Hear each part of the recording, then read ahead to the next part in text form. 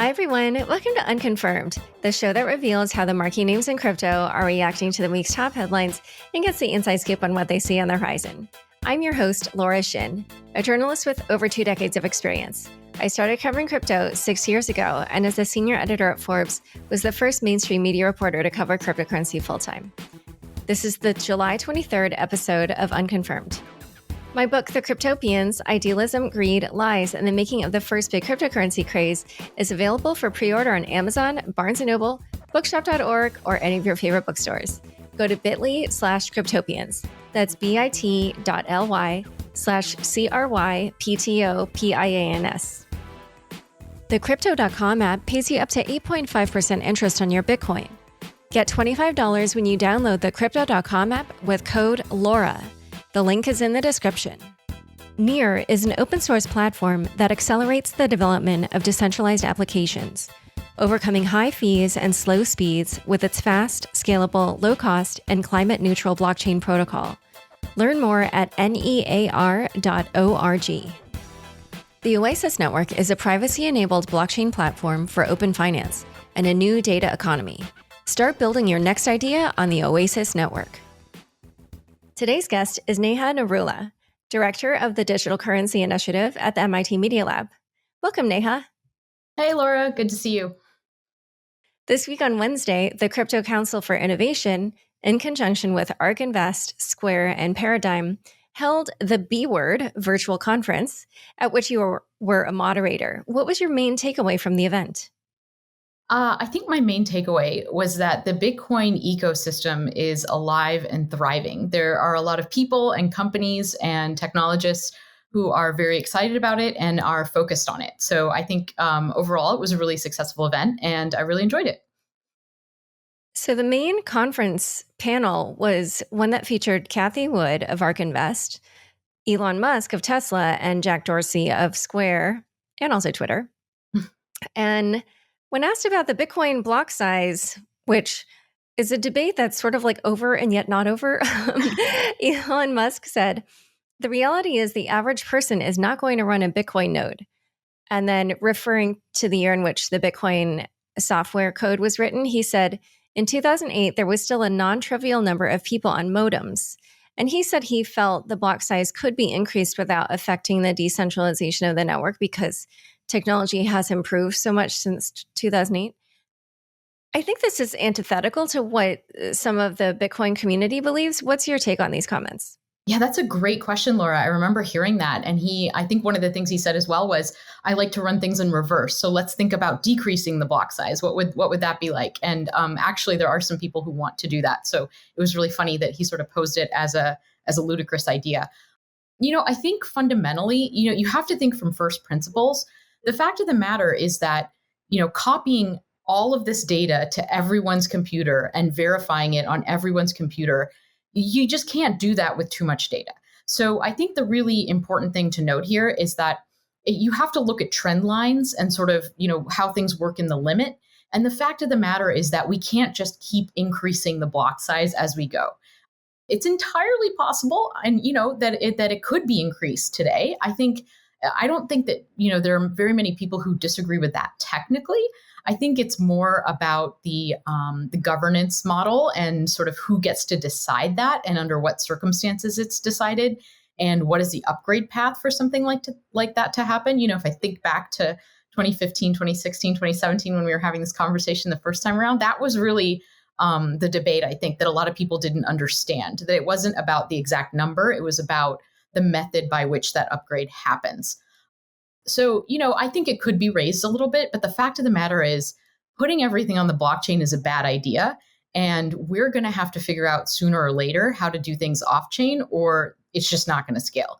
I mean, we saw Ethereum go through this, right? So, I remember back when the plan was sharding, right? And now it's all about rollups. And I think, what you realize is you just can't put and verify everything that's on the chain. So when you come at it from that perspective, whether the limit, a good block size is 1 megabytes or 4 or 8, it's just a number. And you have to realize that our hope is that the demand is going to outstrip whatever number we pick. So we better start preparing for that right now. Yeah, I found how he posed what would it be like to make the block size smaller. I found that interesting because yes, since some people do want it, and he clearly thought that was a ridiculous idea. I thought that was kind of a funny moment. So Elon in the beginning kind of like danced a little bit around environmental issues. I felt when it came to Bitcoin. And basically, if I kind of was reading his comments, it seems like, he supports Bitcoin. And then as an afterthought in the beginning, he sort of was like, oh, I have to mention these environmental caveats due to Tesla's position. But then when he was asked directly about it, he basically said he would want to do more due diligence on Bitcoin to confirm that the amount of renewable energy usage is at or above 50% before Tesla would adopt Bitcoin transactions again. As we all know, Tesla has bought what at the time of purchase was $1.5 billion worth of Bitcoin, and it still is holding the Bitcoin on its balance sheet. So, what do you make of his comments? Do you think that this is a serious concern of his, or is it more like a PR play or something else?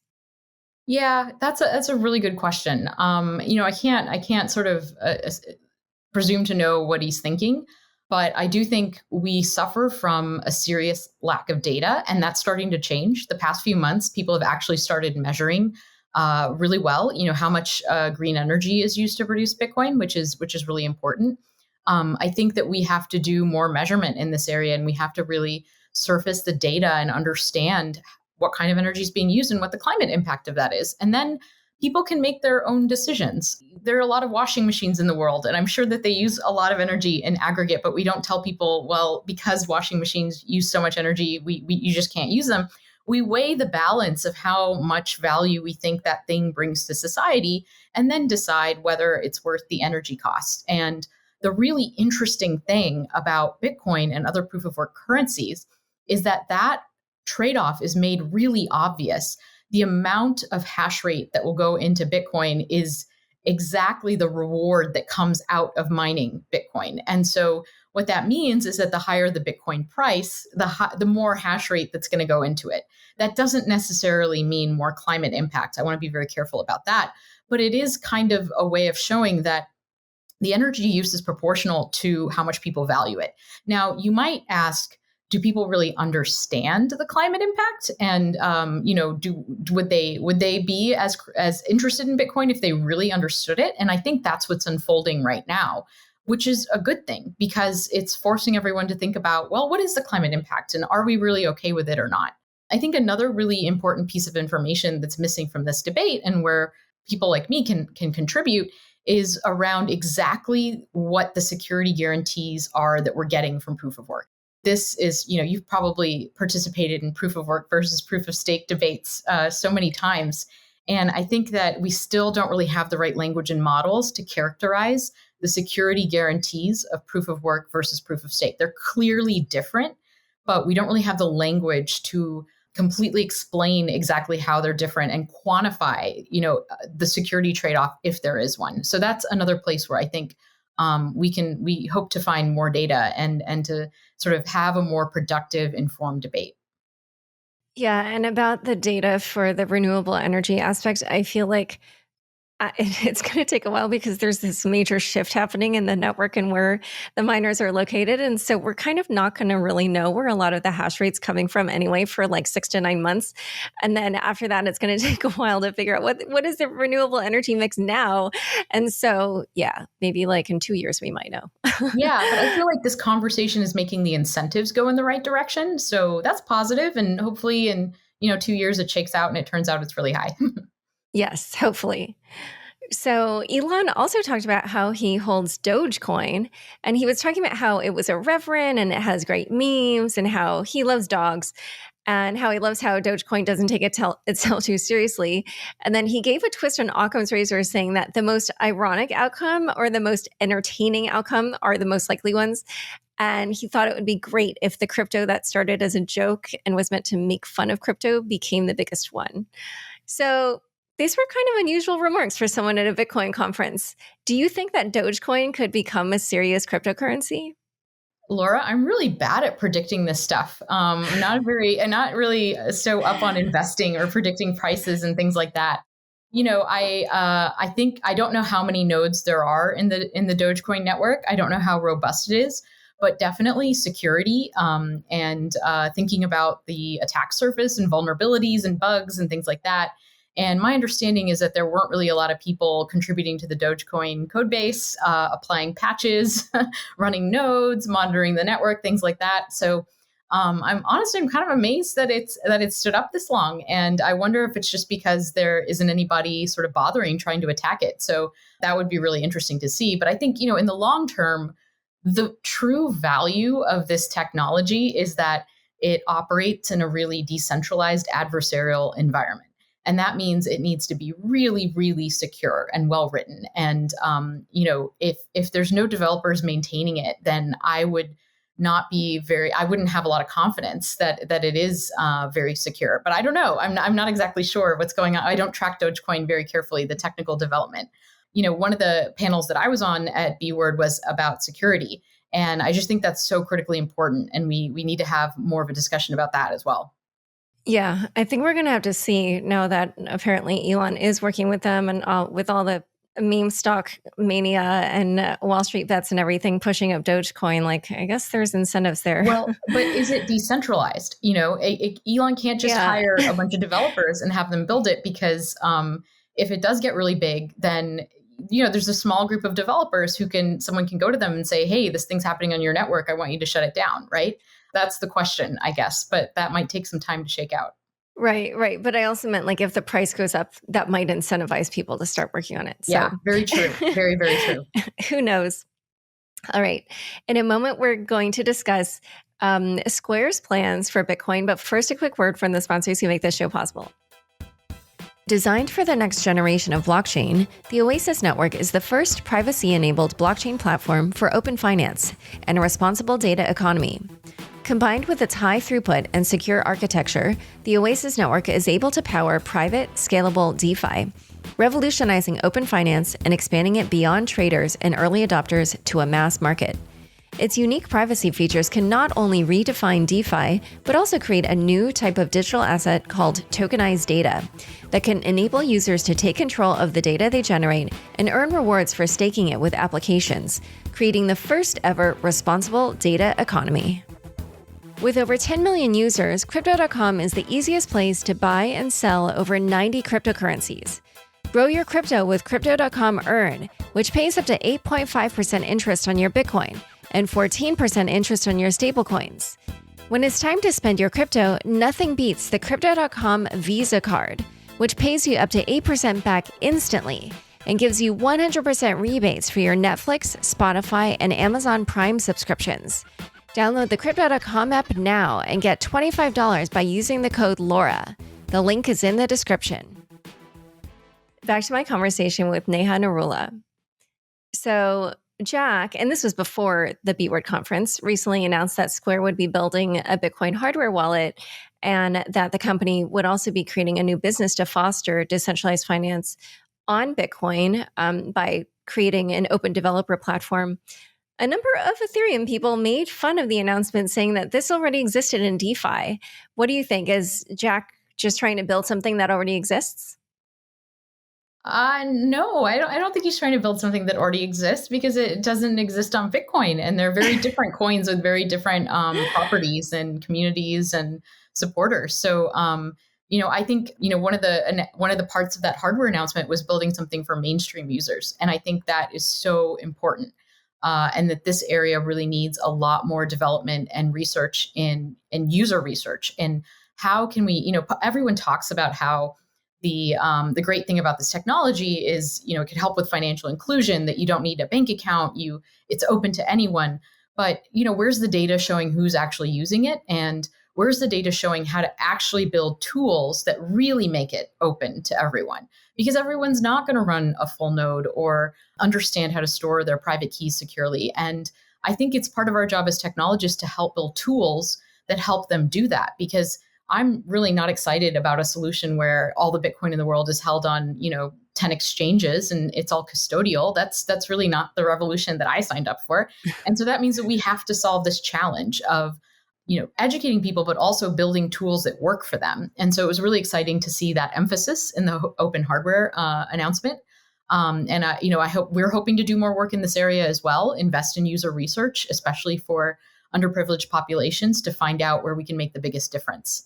With respect to DeFi on Bitcoin, I think Ethereum has shown that this is a really exciting area. And it's much, much easier for developers to build applications on Ethereum. It's pretty challenging to build secure applications on top of Bitcoin. And huge kudos to all the people who have been able to do that. But I think the idea of building, seeing what works from Ethereum and bringing it over to Bitcoin is a great idea.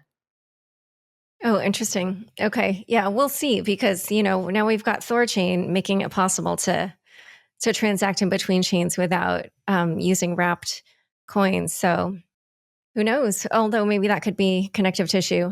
All right. So Bitcoin mining is undergoing a big shift, as we alluded to earlier. It's been leaving China in a big way. And as those miners go offline, the Bitcoin mining hash rate has also dropped quite a bit, by more than half actually over the course of a few months, although recently there has been a little bit of a rebound. So what do you think is the significance of this decrease in the Bitcoin hash rate? Yeah, so I think short term, it's not that big of an issue. The network can adjust. Blocks might come out slower for a little while, but that's the beauty of the difficulty adjustment algorithm. Sort of in the long term and more abstractly and theoretically, I think it's really interesting to think about. I love to think about how things can break. So I love to think about all the ways that things can go wrong. And half the hash rate going online is pretty juicy in terms of thinking about ways things could go wrong. Now, whether that will actually happen or not is a completely different story. It seems very unlikely, but certainly it's interesting to think about what that might mean and how that hash rate could be used if someone wanted to use it in an adversarial way. That said, it seems like it's pretty difficult to mount that kind of attack on Bitcoin at this point in time. So what we see with the hash rate is that I think drops, though they do, reduce the underlying security of the blockchain. It's also the case that we're not really sure yet how much hash rate is enough, so to speak. We're still kind of trying to figure that out and understand exactly what kind of security guarantees we get for hash rate. There's been some really interesting work by economists, and we did some work as well, showing that maybe it's the case because you can think about sort of the game theory behind it. You can think about the threat of counterattacking, that incentives might be lined up to just kind of go with whatever the longest chain is, even if an attacker has 51% of the hash rate. So, I don't think it really has much of an effect in the short term, but I think the long-term questions and sort of the theoretical questions are really interesting. So Bitcoin recently became legal tender in El Salvador, and that was a little bit controversial because President Nayib Bukele has links to corruption, and he also has some authoritarian proclivities. How do you think this association with El Salvador will affect the perception of Bitcoin? Well, it certainly generated a lot of press and excitement. I'm just really curious about the details. Who's going to custody the Bitcoin? Will people be able to custody it themselves? Who's going to run wallets? Who's going to run Bitcoin full nodes? I think, I haven't seen a lot of details on this. And I think, it's one thing to say that something's legal tender, and then it's another thing to actually do the work of making sure that people can access it fairly and safely. So I think we'll have to see how that shakes out. Yeah, I did see something like only 45% of Salvadorans have access to the internet. So that's also an issue. Yeah, that doesn't seem like it's gonna be a good environment to take off. So it seems a little bit more like PR. So the Digital Currency Initiative worked with the Fed of Boston on a paper or some kind of work to determine whether a central bank digital currency could be possible here in the US. And I realize you probably can't say exactly what it says, but just tell us, what are your thoughts about a US digital currency? Yeah, so we're working with the Federal Reserve Bank of Boston, and we're studying the question of how you might design and build and test a hypothetical digital currency. So couple things. First of all, it's technology research. So we're not engaging in the policy discussion, which I think is really important and deserves a lot of attention and research.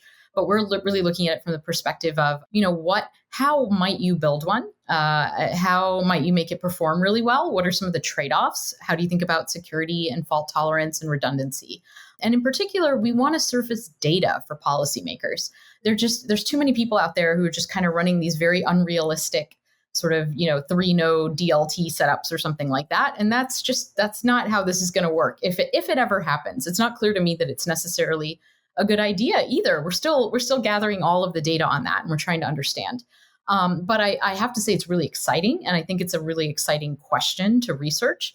I also think, unfortunately, there's this false narrative out there that it's either CBDC or crypto, and people are often quite shocked when they find out that we work with the Federal Reserve Bank of Boston, and we also support several, really important developers on Bitcoin, and we spend a lot of time working on Bitcoin and thinking about the security of decentralized networks.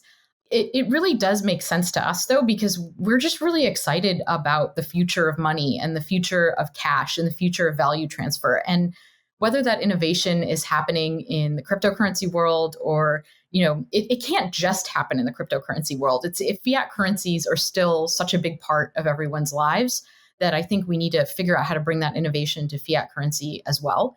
And I think that doing so will strengthen the cryptocurrency world. Can you imagine if something like the dollar actually did get launched as a digital currency? That would put wallets in the hands of so many people, and it would teach them so much about the technology. So, yeah, I don't really see these things in competition at all. I think that they will coexist, and there's use cases for both. Yeah, I agree. It'll be a huge on-ramp, essentially. So last question, what are the main things you're working on at the Digital Currency Initiative that the audience should look out for in the short term? Yeah, well, the upcoming research with the Federal Reserve Bank of Boston on central bank digital currency, we're really excited about that, the technical research. In addition to that, we recently announced that we had raised some funding for a dedicated Bitcoin security initiative. So this is an effort where we are dedicating resources to thinking about the longevity of Bitcoin. So DCI has been a home for Bitcoin Core developers for, 6 years now. So we have provided a stable home for example, the lead maintainer of Bitcoin. And I think that's really important. There's a lot of people out there who are giving grants, which is fantastic, but whether or not that's a long-term solution for senior developers is another question.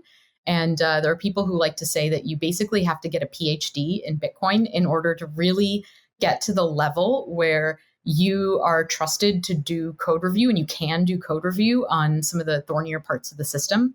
And so, as I've been learning more about it this past few years and thinking about it, it just seemed to me like there needed to be this dedicated effort towards the longevity of the system and the security. And it's also just a fascinating question. Bitcoin's been around for 12 years. And so a lot of people say, look, it hasn't been hacked. It's been 12 years. And there's certainly some truth to that. It's definitely, security first.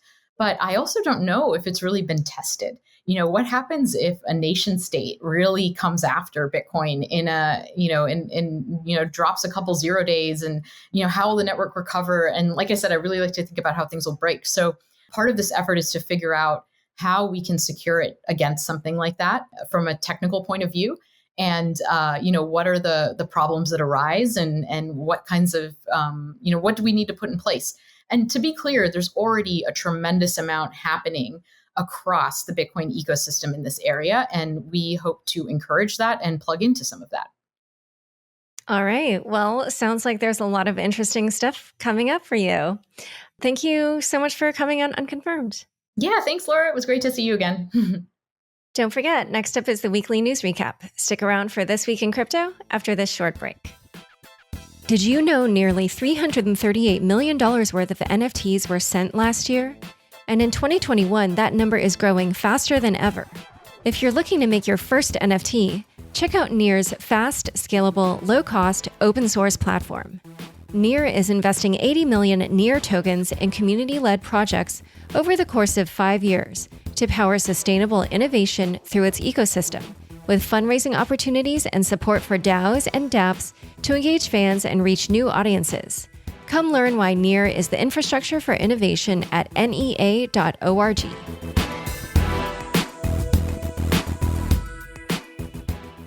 Thanks for tuning in to this week's news recap. First headline: Gensler speaks on synthetic assets as the Fed discusses stablecoins. In a conversation with the American Bar Association, Securities and Exchange Commission Chair Gary Gensler hinted that digital assets backed by traditional securities could fall under U.S. securities law. Gensler said, quote, "It doesn't matter whether it's a stock token, a stable value token backed by securities, or any other virtual product that provides synthetic exposure to underlying securities. These platforms, whether in the decentralized or centralized finance space, are implicated by the securities laws and must work within our securities regime." His speech occurred just days after Binance announced the suspension of its stock token program, which had allowed customers to purchase tokenized versions of Tesla, Coinbase, MicroStrategy, Microsoft, and Apple. The SEC was not the only U.S. regulator looking into digital assets this week. Notably, the President's Working Group for Financial Markets, a presidential advisory group, met on Monday at the behest of U.S. Treasury Secretary Janet Yellen to discuss, quote, "the rapid growth of digital assets." According to a readout published after the meeting, the PWG expects to issue stablecoin-related recommendations in the coming months, covering potential benefits, risks, and how stablecoins could fit into the U.S. regulatory framework. And speaking of stablecoins, next headline: Circle reveals reserves and Paxos snaps back. On Tuesday, Circle, the company behind USDC, the second largest stablecoin in circulation, released its latest reserve attestation, revealing how USDC is backed. Based on data from mid-July, 61% of USDC is backed by cash or cash equivalents. 13% is in the form of Yankee CDs, 12% sit in U.S. Treasuries, commercial paperbacks 9%, and 5% of the reserve's allocation is in corporate bonds. If those numbers are confusing, don't worry. Even Decrypt's Jeff Roberts needed clarification, asking on Twitter, "Finance people, is it a big deal that Circle's USDC reserves are 14% non-cash equivalents? Someone told me these aren't liquid enough to withstand a run on the stablecoin, but I really don't know." Paxos gave an answer in a downright frothy blog post on Wednesday, which started with a shot across the bow at Circle. Dan Bernstein, General Counsel and Chief Compliance Officer at Paxos, wrote, quote, "I have been reading with a combination of disbelief and exasperation the recent claims by Circle that, quote, USDC has become the world's most trusted and regulated dollar digital currency. Neither USDC nor Tether is a regulated digital asset for the simple reason that neither token has a regulator. These tokens are backed by illiquid and risky debt obligations, a critical weakness that no prudential regulator would allow to exist, as this creates undue risk for their customers." Bernstein contrasted USDC's 61% cash or cash equivalent reserves and USDT's 49.6% commercial paper reserves to that of Pax and BUSD, both of which are managed by Paxos, and which he described as regulated stablecoins tied directly to the value of the US dollar. Pax and BUSD are backed by 96% cash and cash equivalents. Before signing off, he added, "Regulatory oversight is important because it assures stablecoin users that the dollars underlying their stablecoins are secure and will be immediately available when they want them." To round out a hectic week in stablecoins, Tether's general counsel went on CNBC's Tech Check and announced that an official audit of USDT, the largest stablecoin, could be months away. Tether has spoken of producing an audit since 2017. Next headline: New Jersey, Alabama, and Texas regulators warn BlockFi. On Monday evening, Forbes reported the New Jersey Bureau of Securities ordered crypto lender BlockFi to stop accepting new BlockFi interest account clients in New Jersey. The report was later confirmed by BlockFi CEO Zach Prince. New Jersey contends that BlockFi interest accounts are a form of unregistered securities, while BlockFi believes that its BlockFi interest accounts are lawful and appropriate for crypto market participants. As of now, BlockFi has until July 29th to stop accepting new BlockFi interest account clients. In his tweet thread, Prince assured current clients and others that the order would not impact their experience. On Wednesday, the Alabama Security Commission, or ASC, joined New Jersey, claiming BlockFi has sold $14.7 billion worth of unregistered securities through its BlockFi interest account program. The ASC took a slightly different approach by issuing a show cause notice, ordering BlockFi to explain why they should not be directed to cease and desist from selling unregistered securities in Alabama. BlockFi responded on Twitter saying, quote, "We are aware of the show cause order issued by the Alabama Securities Commission. Our stance hasn't changed. The BlockFi interest account is not a security."